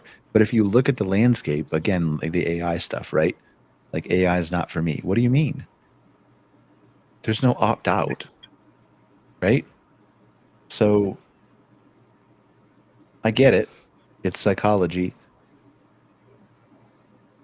I don't know how many years it's going to take for people to realize that they were wrong. Just like how long it's going to take for people to realize they should have paid attention to the main tourism businesses and the Canadians or the international travelers or the whatever. Like, I don't know. Maybe it's a year, maybe it's 5, maybe it's 20, maybe it never happens. Maybe something else happens to change it and Brian ends up being completely wrong, which is actually far more likely, right? I don't think we're going to go backwards to social media and email marketing. But it's very, very likely that like 90% of what we say on this show, or at least what I say, is completely fucking wrong. Because nobody knows. We're just making educated guesses. But at least we're thinking about it. So there's a couple things we ran through AI. I have it running a prompt right now where I told it to not go out and research the internet, but because sometimes that generates better results for me. But so this is what it says. We're not chasing occupancy. We're productizing purpose. So these are the same kind of things we did the last few weeks, right? You can if you want. Replace fill every weekend. Let me blow this up a little bit so you can see this. Oop, that was a little bit too far. We're not chasing occupancy. We're productizing purpose. Replace fill every weekend with programmed demand that repeats on a clock. Homeschool residencies, Monday to Thursday. Corporate creator cabins, Tuesday to Wednesday. Monthly micro festivals, New Moon and Meteor Shower. Pet-centric meetups, first Sunday. Pricing power beats heads in beds. Tiered group packages plus add-ons routinely out-earn maxed occupancy at commodity ADRs. Is that true, Scott? Yeah, Okay. absolutely. Tech is a lever, not a vibe. If a tool doesn't move RevPass or RevPag, guest NPS. What are those two metrics, Scott? Which ones are you talking about? RevPass and RevPag. Do we know what those are? Oh, geez, they use these All right. Well, acronyms. I should ChatGPT. know. I have an excuse because I'm just a marketing geek, but guest NPS or I know labor that.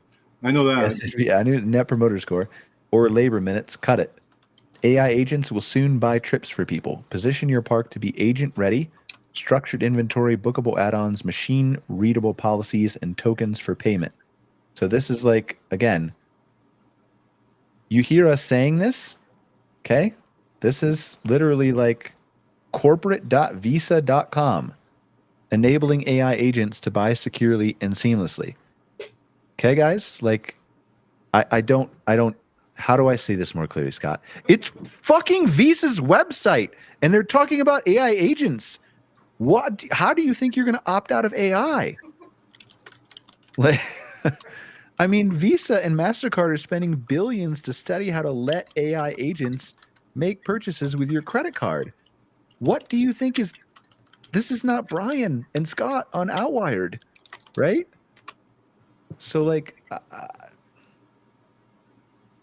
maybe I need, like, a mental health break in the middle of the show where just, like, I meditate. Scott, what do you think? Can I cross my legs and meditate?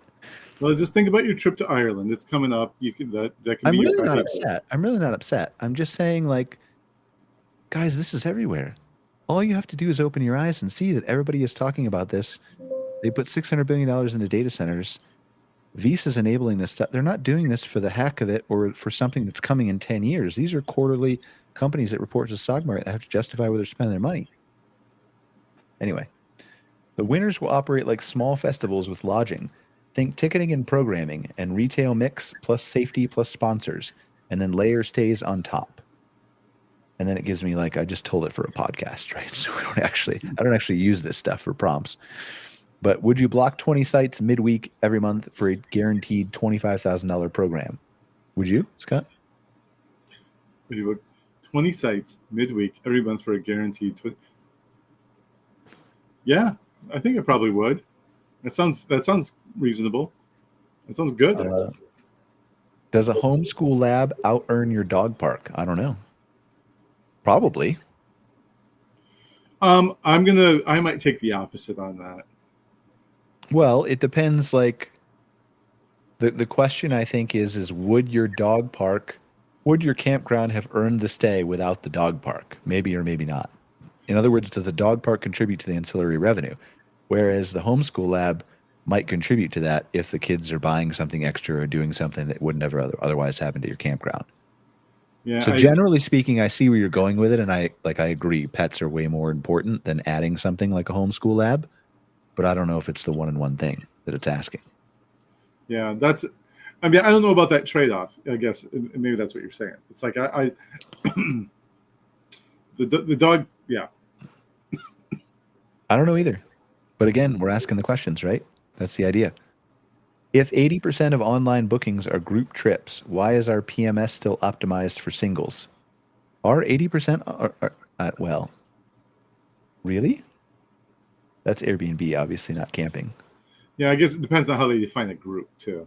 Summer release highlights, Airbnb. More than 80% of bookings on Airbnb are group trips. So we're introducing new features including shared wish list, trip invitations, and group messaging. Like I don't think that statistic just holds up in camping. I don't think so either. But it's an interesting exercise to say like, well, why don't we have more group features in some of the PMSs? And that is a great question because it is something that comes up quite a bit. The people who do take group trips are really looking for places that can accommodate them, and the demand is there. More people will do it if you provide the infrastructure and programs and services for them. Yeah. Book your site, share with a friend. They can come with you for X percentage off automatically. I don't know, whatever. Anyway, demand picture. Why now? Who buys? What they want? So this is the internet version of this, but camping's demand is broad and price defensive. KOA's 2025 report shows private campgrounds and glamping accounted for 31% of all nights camped in 2024, with 72% of campers calling camping cost effective. 2025 is expected to stabilize with returning and new campers. That's your base to stack programs on top of. Group travel is normal, not niche. Again, like not really the same for camping, but homeschool and micro school surge equals weekday demand. U.S. homeschooling has expanded dramatically post 2020, millions of students, creating flexible off-peak travel windows, field study demand, and parent-led communities eager for safe, value-rich residencies. Corporate offsites are back, but different. Teams want creative spaces, short travel radius, outdoor plus hands-on. They'll pay for outcomes, alignment, prototypes, and content more than banquet packages. And glamping and experience-first travel is still rising. Virtual selection journeys, 3D tours can lift bookings 12%. I don't know that I necessarily agree with that statistic, but maybe. Which matters for selling programs to planners without site visits? What do you think of that? Before we move on. Yeah, glamping experience first. Yeah, they're still rising. Glamping's not rising as fast as it was. Experience first is definitely rising. Virtual selection journeys can lift bookings 12%. That seems like a lot to me. I don't know. I think it's pulling. Well, Matterport's a 3D tour company, right? So I think it's a study that Matterport did because they actually sell like 3D printed tools, right? Okay. That's why I'm skeptical because it comes from. Yeah. Yeah, I don't know. I mean, it probably has an impact, but I mean, it says can lift, which means it could be a contributing factor. It could be weak. Yeah, it probably is. If for sure it is. For sure it helps. For sure, virtual tours help. Sure. Right? Nobody's Be like, and we know that like good photography boosts visits anyway. So. Well, it will be interesting to see when the agents browse your website how much the photography matters, how much they continue to browse the virtual tours. Yeah. Because the agents aren't going to click through the tours. They're not going to. Probably not. I don't really know, but probably not. 8 program archetypes you can run now, each with a mini playbook. Use these as modular products, name them, price them, calendar them, and sell them like SKUs. Homeschool weekday residencies, Monday to Thursday. Homeschool co-ops, micro schools, unschool what's an unschool family? that like I'm just not sending my kid to school? I've never heard that term before, but I guess don't it's know what the same. that means either. Unschool families within 2 to 4 hours. Capacity 15 to 30 families, 40 to 120 people. Core product is STEM in the Woods labs, water testing, solar builds, Maker Hut, Ranger Talks, Junior Guide certifications. Space needs 1 flexible pavilion plus 2 class breakouts plus a safe tool shed. Starter pricing $8.99 for a family package, 3 nights, curriculum and activity kit, plus $99 for sibling passes, plus $125 lab pack upsell. Margins high. Programming is staff time plus kits. Lodging is already underutilized midweek. Tech Ops Now registration via Ticket Tailor or Ticket Spice, so an online ticket platform. Exciting. QR code check-in, SMS day of updates, sales channels, local homeschool Facebook groups, co-op newsletters, HSLDA affiliates, maker spaces, and offer organizer comp. What do you think? I mean, it has potential. I mean, before anyone tried it, they should really do just kind of a quick study of how many homeschool kids are there in their area. And, Yeah. You know, within 50 miles, you know, because people will travel somewhat for it. But you know, it would be needs based. If you live in an area where it's real common, I know they're always looking for content. I think with that group, the group is pretty small, but with that group, I think they would eat it up. But you really don't need that many, right? You're looking for 15 to 30 families. Yeah. So even if it's small. Yeah, the All key right. would be to get in with those groups, the homeschooling groups that kind of organize and share resources and stuff like that. That would be it. But yeah, it was. I mean, I think it would be highly attractive for them. Okay. Corporate creator cabins, Tuesday to Wednesday. Who? Small business leadership, marketing pods, agencies, and startup teams. This depends on if you're close enough to a city, I guess. What? 2-day offsite with brainstorm yurt capture studio for podcast and video, decision sprint, chef table, and sauna a cold plunge. Pricing $12,000 base. Space facilitation, audio video, food and beverage, plus $3,000 content kit, editor and reels, plus $2,000 wellness add-on. Proof tools, Matterport virtual tours of meeting spaces to close without site visits. Again, it's citing things. Optero, Hopper 2, something. Smart access, energy, guest messaging, noise aware for policy compliance.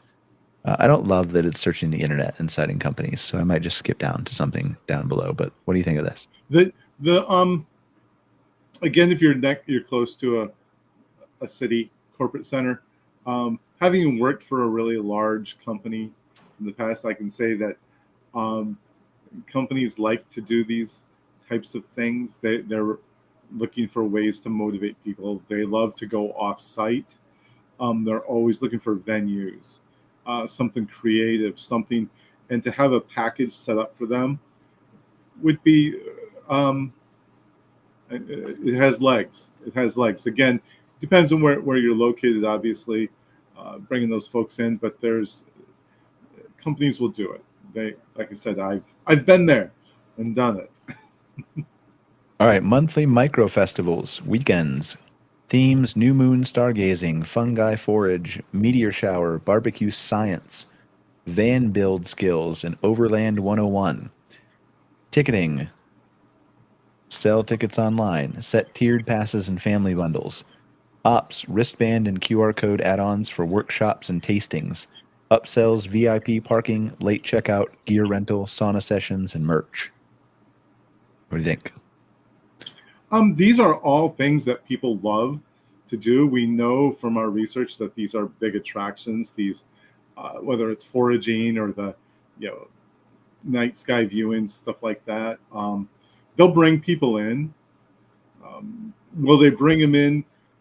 How many more will you get on the weekend? Might be questionable because people want to do these things anyway. You But have to market specifically to the groups, right? And make yeah, it unique again. but yeah, people like these types of things. They'll show up for it. Um, Honestly, I don't know how much someone will pay for it. When a lot of times if there's, a meteor shower or stuff like that, there's a lot of places that it's free where there's people doing that. So you have to, kind of think that through, like what you're going to charge for. The cooking stuff, people love that. I like the overland approach and the foraging too. Anyway, this is all in the wheelhouse of what people are looking for when we talk about experiences. People wanting some kind of experience when they show up. This is it. This is the kind of stuff. All right, let's skim through these real quick. So family compounds and reunions, weddings and elopements, pet-centric weekends, wellness work weeks, skills and trades camp. I'm hoping that my prompt at the end did something a little bit more creative, which is why I'm skimming. But if you want to stop at anything and talk about it, we can. As you're scrolling, I'll just say that the whole idea of weddings and reunions, if you have the facility, the group facilities for those are good money makers. Yeah. Oh yeah. Those are good. Again, if you're set up for it, absolutely. But you've got to be set up for it, right? You can't just say, "Come have a wedding because I have a field and trees." Exactly. You need the setup. You have to look into that. We're getting ready to work with someone right now that's looking at a venue, adding a venue on for like weddings and events. So kind of timely. Yeah. Pricing levers that beat maximize occupancy. Bundle outcomes, not amenities. A team alignment sprint at $600 a person for 20 people out earns 20 transient sites at $70 a night. $79 a night. Again, I struggle with a little bit with the pricing of that, right? Mm-hmm. I don't know. You'd have to put something together that was really special to be able to do that. I agree. It's like you better be knocking it out of the park with that for $600 a person. Yeah.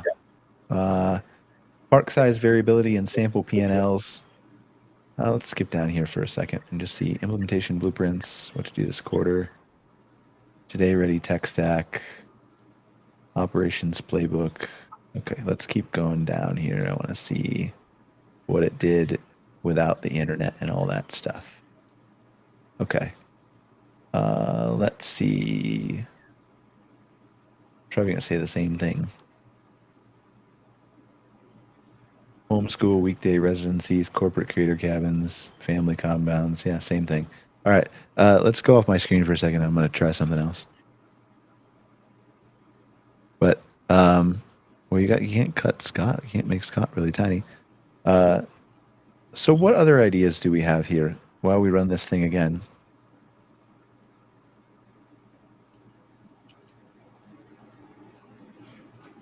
I think there's your limitations are your own creativity in terms of what types of things you can do. This builds on what we talked about, was it last week, on upselling and packaging stuff. Look at just looking at ways to attract people, to have something to talk about that builds on what you already have. But as we just talked about, the idea of whatever you do, you need to be set up for it. If you're going to say, "Hey, everybody, come for the barbecue," and then you don't have seating, you don't have tables, you don't have, you're not ready for it. So, someone shows up and does a barbecue, and you're not, you don't have paper plates. So it's that's the kind of stuff that's important when you think this through. But I mean, the sky's the limit. The sky's the limit on what you can do. Yeah, I mean, I think where I'm going, and we'll see what AI comes up with, right? But where I'm looking at it is like step back from a campground owner perspective. Obviously, look at where you are. What city am I near? What people can I attract? Who's my audience? Who's my demographic? All those things normally for your summer travel crowd, right? But then where you start to think outside the box is, well, what happens when the kids go back to school? And that's where you get ideas like your homeschool labs, right? Or planning field trips with a local school system, right? To come out and learn about nature or explore. It depends on your property, right? What do you have? Again, if you just got a bunch of RV sites that are maximized for occupancy and that's all your property is, then there's probably not a good fit for a homeschool group to come out. But if you've got a river running through it, if you've got unique trees or plant life or a garden or right or then there are opportunities out there where you can go pitch the local school system, even if it's like it doesn't always have to be cost, right? Like obviously you need to cover your costs, but there's also a certain sense of like, well, if I invite a bunch of kids out here and they're here for schooling and they're going to look at my pool and my playground and be like, fuck, I really wish I could try that. And then they're going to go tell their mom, or the mom's going to be there with a chaperone and be like, come back, right? Awareness of your campground. But look at what they're doing. So schooling is one option. What are they doing in August and September? And then what happens after that? Like it's easy to roll into fall with the leaf watching and the Halloween and things. And lots of parks do that really well. Then when you get into November, it gets harder depending on where you are, right? One is you have to look at, can my infrastructure support this, like we talked about, which is a big if. Yep. And then obviously that's either a hard stop or it's like I've now identified an audience where I know, or I'm 90% confident or 75% confident or whatever, my risk tolerance is that if I put this investment in burying my pipes deeper or putting in cabins or yurts or glamping or whatever that can happen all year round or whatever else, that I can get that money back. I want to do that, right? I've studied the business plan for it. But so then what happens, assuming you can do that, then what happens in November? What are people doing? Right? So there's Thanksgiving, there's Christmas, and I'm just talking off the top of my head, right? But looking at what's like football season, college football season is another one, right?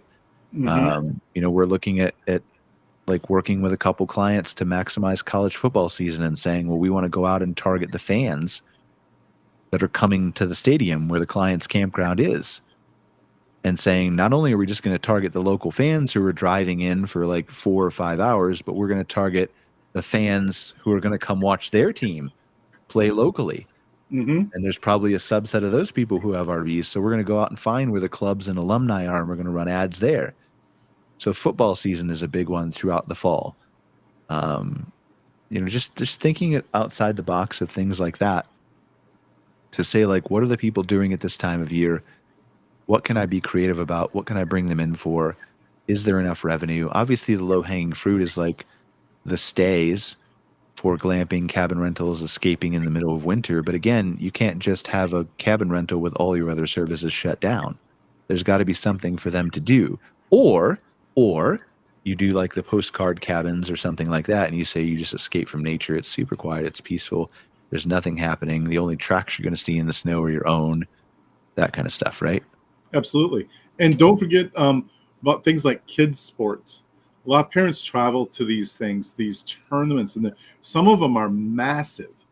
And I think that again, if you're nearby to one of those events, hop on board, because that's a great group to go out and market to these people. You've got to reach out and identify who they are, where they're looking at, where they're looking for accommodations.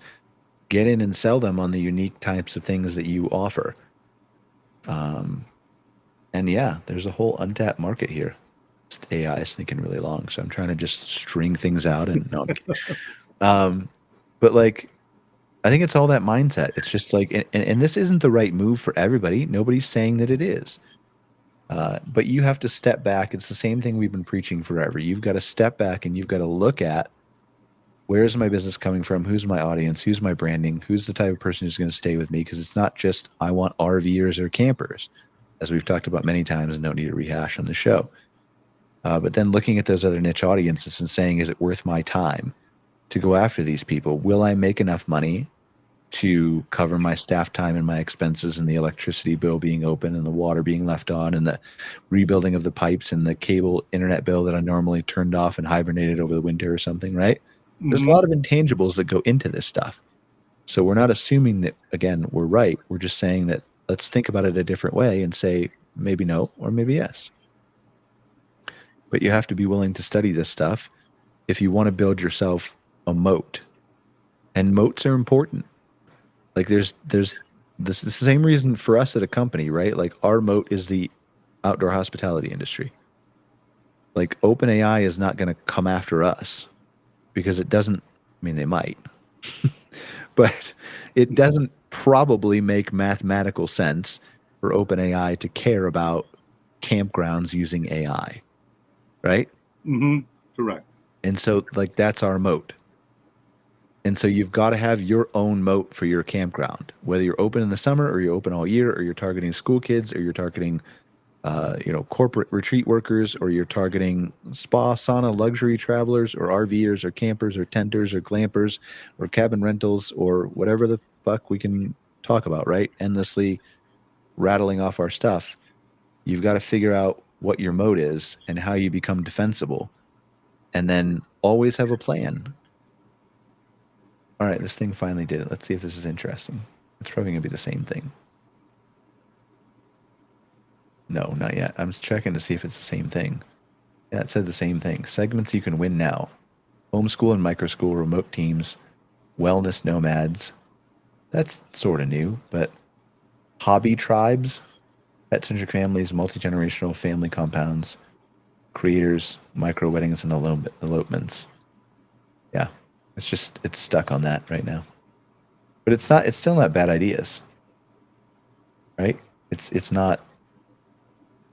You just have to say, like, if I'm going to go after the family reunions, how do I market to these people? How do I take my website and put a page on there that explains to people why, if you choose to have your family reunion at my place, is it going to be better? Don't just answer the phone and say, yeah, we offer family reunions. We can do that for you. Like, maybe that works once or twice or 5 or 10 times, depending on your area, right? If there's nobody other competition around you. But if you did take the step and identified a market to make it more memorable and exciting and, I don't know, thought out, differentiated from a family reunion standpoint, then you could probably make a whole lot more money off that family reunion, right? Correct. And also, you'll assure your guests that you'll have the right setup for them, that you'll be prepared for when their group arrives. I'm yelling at it right now. I just said, bro, those aren't original. I want to see what it says back to me. I've taken to calling my ChatGPT bro whenever it irritates me. Yeah. I find it keeps me calmer. So what else we got? What else does this data show about this stuff? Like, because I think there's a lot of campground owners who are looking at this episode and they're saying, like, great, I already have no time, right? Especially during the summer. When do you expect me to plan all this stuff, Scott and Brian? I think the one is you start now for next season. That's one thing. You start planning early. 2, find the people who know how to do it. Tap into your network. Go out there and talk to other campground owners who have done events, who have done these things. Use them as resources to help with this. And the other thing is pick an event that doesn't require a lot of resources on your part. For the first one out of the gate, if you haven't done it before, pick something that you can, that's easily executable. Do a night sky thing or something like that. I mean, the logistics of that aren't that difficult, and it's something you can communicate, and so your return is much larger. You're bringing people in. You're going to sell food and beverage at the event and have some telescopes. And anyway, I'm just saying that, start small out of the gate until you kind of, can figure it out and determine, what you can do without it stressing you out too much. So I think that would be the preferred approach. And also, if you're doing an event that has a financial component to it, where you're going to try to increase your revenue by upselling, consider using some of the revenue to, whether it's hiring an event planner or hiring additional temporary staff for the event. That may be a way to help alleviate some of that pressure and stress. All right. We're going to cover the futuristic stuff and then we'll wrap it up at the end of this. All right. I don't know if this is new, but we'll find out. So the last part about this was near future, 12 to 24 months. Jessica, you can share my screen if you want. Near future, 12 to 24 months, and bold later plays. So agentic booking, near, people will say, find me a 2-night stargazing weekend for 4 under $600, 2 hours from here, and AI will assemble it. This is the biggest danger and opportunity. Be agent ready. Structured inventory, add-ons described in plain data, clear refund policies, obvious accessibility. This is also the big piece of it is like, man, your website's got to be agent ready. So if you think you're not opting into AI, like, you're going to need much more than a website designer on Wix for $20 a month. Conversation starter. If an agent books 40% of your stays, who owns the guest? That's interesting. I don't know. Probably still you, because you still have the contact information, right? Yeah. But it's interesting. It's not a. How does that work with Airbnb and Expedia? I don't know. I don't know the answer to that. Robots near. Well, who owns the guest? Like, you still own the guest contact information, but who does really own them? Who owns the? It's interesting because how much loyalty do you think there is in a world like this? How much is an agent loyal to like a KOA franchise? Maybe a lot. I don't know. It could be, but yeah, I don't know the answer to that. But it's something that people need to start asking. Robots near. Housekeeping carts that follow staff. Runner bots for banquets. Autonomous lawn and leaf. Make it friendly. Name badges, demos, education boards. Drones. VR 3D sales. Bold later plays. This isn't really related to what we were talking about, but I think it just got confused with 2 prompts because I was using the same window. Anyway, we have 2 weeks off now, right? So I'll recoup and make sure I prep more for the show in the future. But yeah, some good things. Playbooks, price and samples. Trade 2 sellout Saturdays for 12 program Tuesdays. I don't know why you need to do that trade-off. But should weddings buy your pavilion so offsites can use it Monday to Thursday? Does adjacency deserve a premium? Would you enforce quiet hours with automated warnings before staff gets involved? Is a no Wi-Fi loop a luxury product? I don't think so. I would say no. Yeah. Yeah. Luxury is, that's not luxury. If you had to eliminate one thing that doesn't move RevPAS, what dies tomorrow? That's a good question. What do you think, Scott? If you had to eliminate one thing that doesn't move, what would it be for me? Oh, yeah. That's a hard one. I don't think, because I'm not a campground manager, that would be hard. That's hard for me to answer. But I would do it. I would think about that and replacing it with something that does. Brings it in. Whatever that is, each person is going to be a little different. And there's probably something you're doing. And it would be a great exercise to go through, by the way, for a campground owner, to go through that exercise. It's like, what is that? And do it. Get rid of it. Put in something better.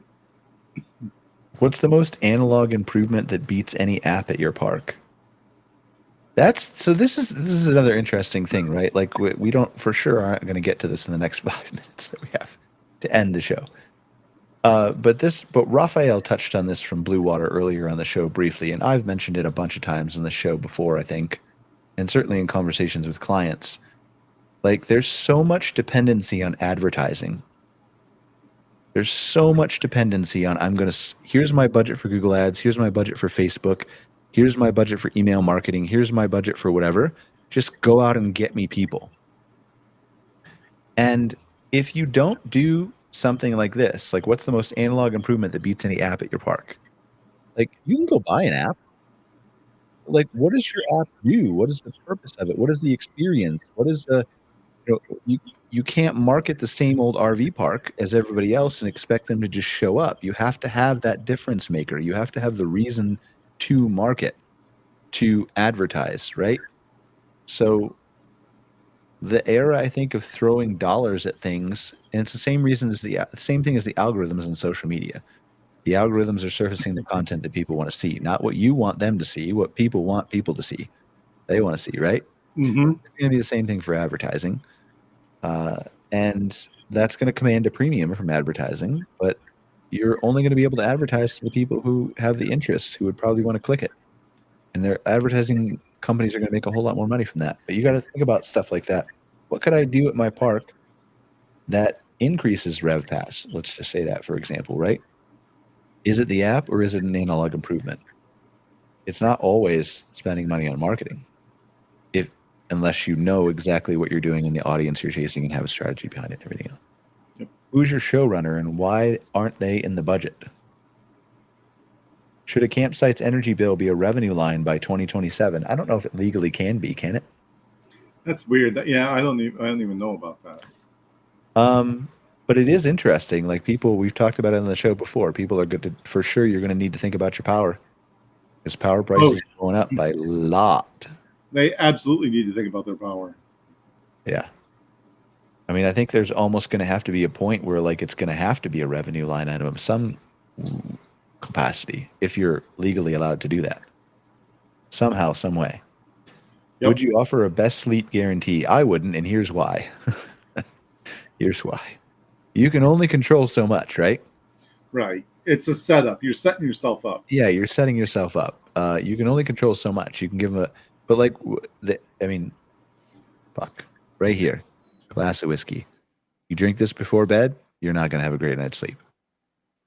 You're not. No. You can pass out for like 2 or 3 hours and have a good night. But the rest of the night, you're going to wake up and your body's going to be all messed up. This is an intangible that you're not going to be able to control, right? Correct. People's kids, how hard their mattress is or soft their mattress is, right? Whether their wife snores or their husband snores or whatever else. So there's just, I think it's an interesting thing. I think those are great questions to ask. And I think you need to consider ways that you could offer guarantees similar to that. And there are probably ways to do it without saying it's the best sleep guarantee or making it so subjective. Correct. There's a way to do it, but not a guarantee. Not a guarantee. But you've got to be able to make those suggestions. You've got to be able to think outside the box. And this is your endless, we're looking at AI. This is your endless bounce idea off companion. We're going to give you some stuff on the show. We're going to come with data from Scott, come with whatever I have. Sometimes it's good, sometimes it's bad. But anyways, any final thoughts, Scott? No, I like this conversation that builds a lot on what we've spoken about in the past. I like events on site. I did some research with a ski resort several years ago, because they talk about like when the snow's bad and when things aren't, maybe it's a shitty weather weekend or whatever. Like when we did it, what we saw is that people will still show up at the ski resort if they got something going on.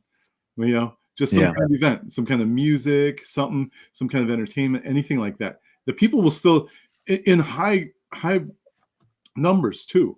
And that was assuming that it's gonna be a shitty weekend for skiing and snowboarding. So it's like this idea has so much potential that I really, it's something I really like. I'm very passionate about it. And I think I like when campgrounds do that. And I always notice when they post something about the events. The fall stuff is great, Halloween, all that kind of stuff. This is a great opportunity to again look at ways to enhance your revenue, enhance your visits, and as the intro was, to even out some of the bumps maybe in visitation and your occupancy. Yeah, I mean, you can stay inside the box and you might be fine for a little while. But eventually, the box is going to get worn out. Yep, absolutely. And that's the point where you need to think outside it. So you might as well think outside it now when your box is brand new or looks pretty good, to be prepared for what happens. All right, we're taking 2 weeks off. It's my fault. I'm going to Ireland. All right. We're taking 2 weeks off. So that's going to be a long time before we get back together, but we'll have to pick a topic. We will. We have a few weeks. Maybe your time in Ireland will prompt some ideas.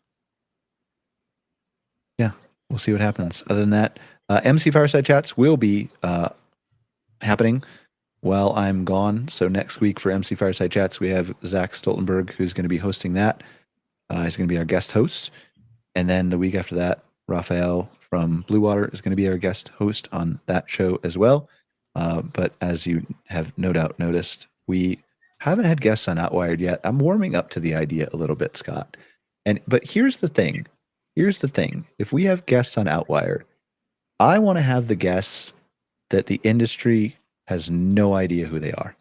Okay. I want to have the guy who runs the fucking robotic lawn company thing come on the show and talk about how that would be helpful to campgrounds. All right. Well, That's what I want to do. Let's find them. I'll find them. We have people that can do that, but if you want to do that, well, maybe we'll see. All right. Enjoy your night. Thank you for watching another episode of Outwired. We'll see you in 2 weeks. Peace, guys. Bye.